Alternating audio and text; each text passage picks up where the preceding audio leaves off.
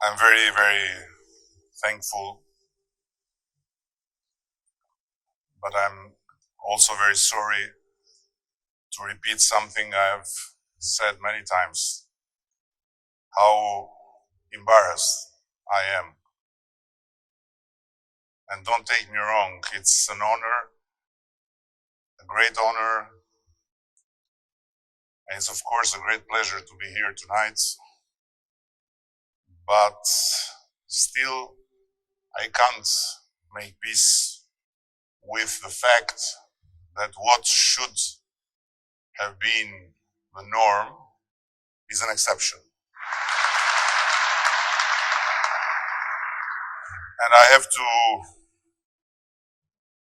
tell you, as far as we are here behind closed doors, and nobody will hear this, that what I felt in front of so much reluctance and so many refusals coming from so far richer countries to open the doors for the Afghans has only one name: shame.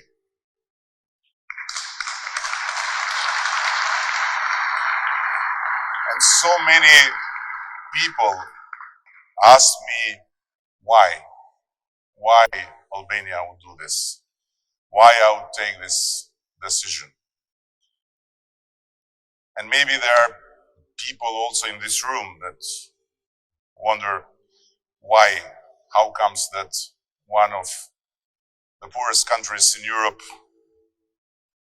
became the first country to open the doors to people that were struggling between life and death. And the answer to this question is in our history, a history that is a history of hospitality, a history of respect towards people in need, a history that is embodied in our first constitution, the Canon of the Albanians, where is written that the house of the Albanians belong to God and the guest. But the guest, meaning not simply the one you invite, but the one that knocks at your door because has a need. And based on this canon, the knock at the door is the will of God, and you have to open the door. And whoever is behind the door has to be sheltered, has to be taken care of, has to be protected. And maybe in this belongs also the reason why Albania was the only country in Europe to have more Jews after the war than before the war. A country where no single Jew, no one, was delivered to the Nazis.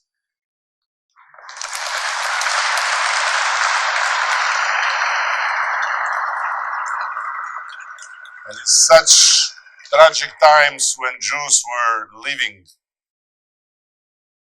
from their homes everywhere in Europe, Albania became the place where Jews were coming, not leaving, coming to be protected. And there is a story among many that I want to share with you about the four religious leaders of our country, which is very often told to be a Muslim country.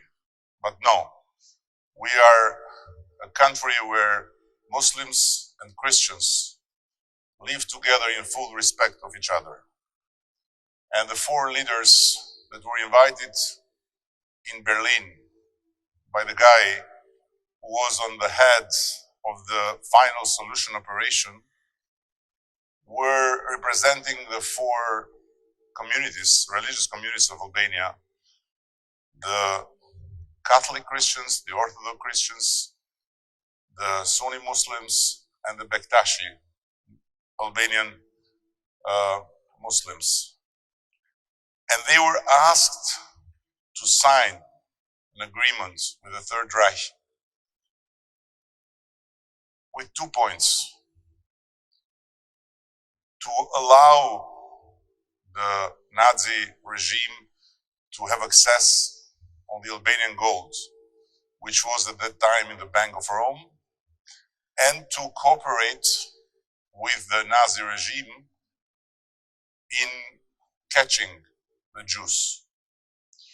They signed the gold, they didn't sign the Jews.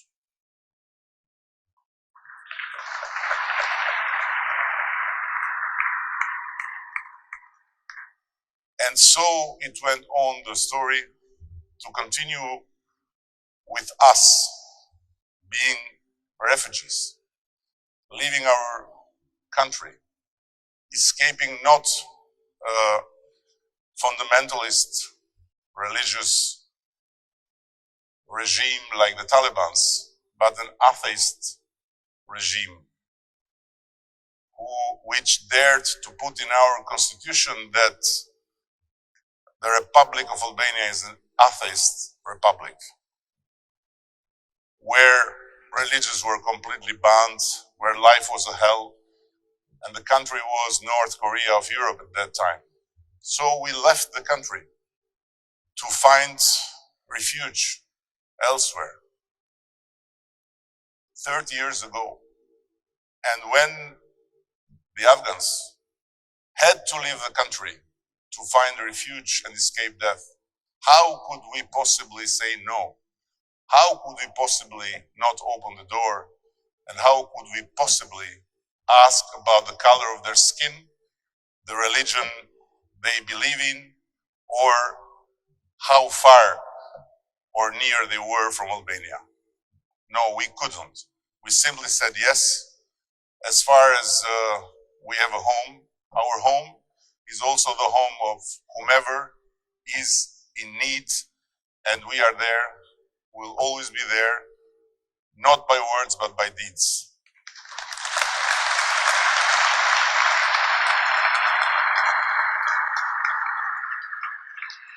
So we did it to honor our tradition. We did it to honor our own personal story as refugees.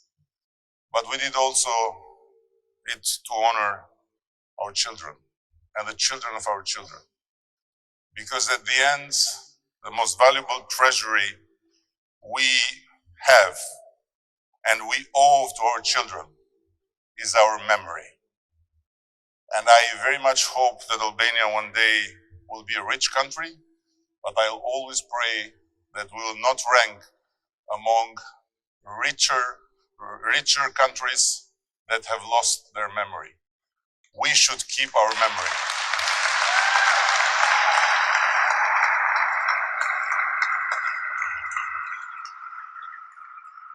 And thanks God there are so many people in this country, good-willing people, that stand for what is so valuable and for what can never be left aside in the name of any election, in the name of any power, in the name of any vested interest, which is humanity. And I'm very proud and I'm very honored and I'm very humbled to be among you today and to have been able to put myself and my country aside of you and of so many people that have honored the United States of America, and that honor by deeds, not by words, what the United States of America represents for everyone. The people that, as Nazarene told us, are 3 times more ready and eager to open the door to refugees than the United States government. At the end, I want to tell you that I'm here because Albania will be the country that will have the presidency of the Security Council of the United Nations.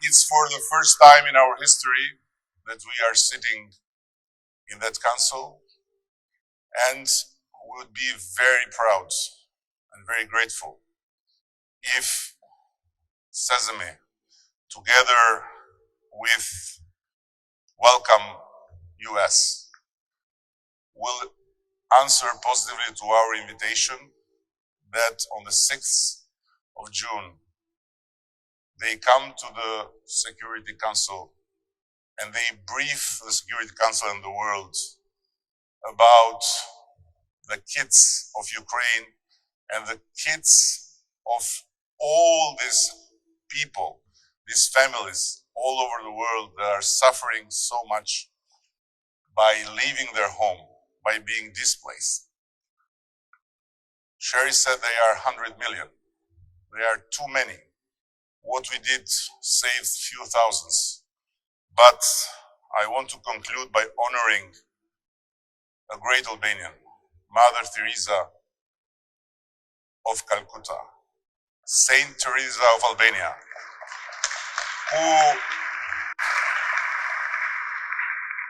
who told us, instead of cursing the darkness, light a candle. We lit our candle and will continue to do so. And thank you very, very much for what I want to be very modest. Is not my strength, modesty, but I want to be very modest because it's true. It was not about me. I was just happened to be the Prime Minister. It's about the Albanian people who were totally behind the decision. And when they asked about how they felt